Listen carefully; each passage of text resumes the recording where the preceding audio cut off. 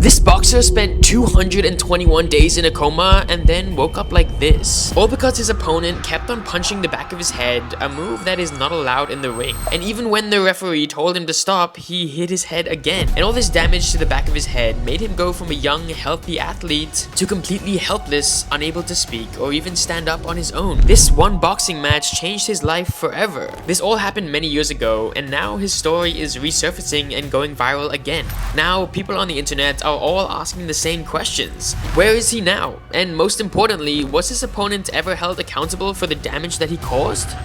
Prichard Colon found his passion early in life. At just 10 years old, he knew his dream was to become a successful boxer to represent his country, Puerto Rico. And with that goal in mind, he worked so hard that in the first 2 years of his career, he achieved an impressive record of 16 wins and 0 losses, 13 of which he won by beating his opponent via knockout. He took the boxing world by storm, and it seemed like he wasn't stopping anytime soon. But little did he know that his success would be short-lived. On October 2015, he went head-to-head against another undefeated boxer, Terell Williams. And because it was crucial for both of them to keep their records clean, everyone expected their fight to be a very competitive one. But something was a little off with the way that Terell was playing in the start, because he was playing dirty.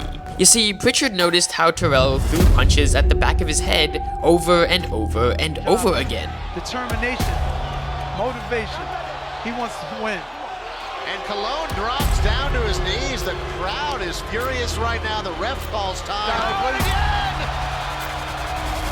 Colon is down. Final 10 seconds of the round. But despite Prichard's concerns and the obvious pain he was in, the referee just shrugged him off, nor was Terell given a warning for his illegal punches. Prichard was visibly getting slower and slower after every round, but when he was examined by the ringside doctor, he was told that he was still in fighting condition. Their match went on for 9 rounds, but in the end, Prichard got disqualified for removing his gloves early after his team thought that the fight was over when they actually had one more round left. But Prichard's loss because of this mistake wasn't the worst thing that happened to him that night, because the moment he went back to his locker room, he was incoherent, he felt dizzy, and he started vomiting. His team took him to the hospital where the doctors found out that his brain was bleeding this whole time, and he needed to go through an operation immediately.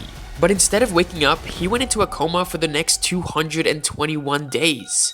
And once he opened his eyes, he was in a vegetable state, unable to walk, unable to talk, and worst of all, unable to continue his boxing career. His story resurfaced 8 years after this horrible match, and now many of his fans and fellow boxers still express their disbelief about what happened to him.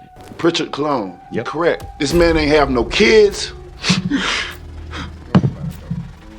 They don't understand, man. Y'all don't understand what we go through, man. And I don't even know him like that. But I always be an advocate for us because this man would never know what it feel like to be somebody's father. And this is where the story gets even more devastating. Because to this day, Prichard still hasn't found justice for what happened to him. And even after his family filed a lawsuit last 2017 for $50 million, none of the organizers, the referee, or even the ringside doctor who could have prevented Prichard's lifelong injury from happening in the first place were taken to trial. But despite this disappointment, Prichard's family never left his side. Since the incident, they have been sharing updates on Prichard through social media. He can now communicate with his eyes, he can move his hands, and he can even stand with someone's help. All of this thanks to hours and hours of therapy. And even if it's unlikely for him to get back to the way he once was, his family will support him not only in his slow but steady recovery, but also in his fight for justice. But what do you think? Who is really to blame here for Prichard's downfall?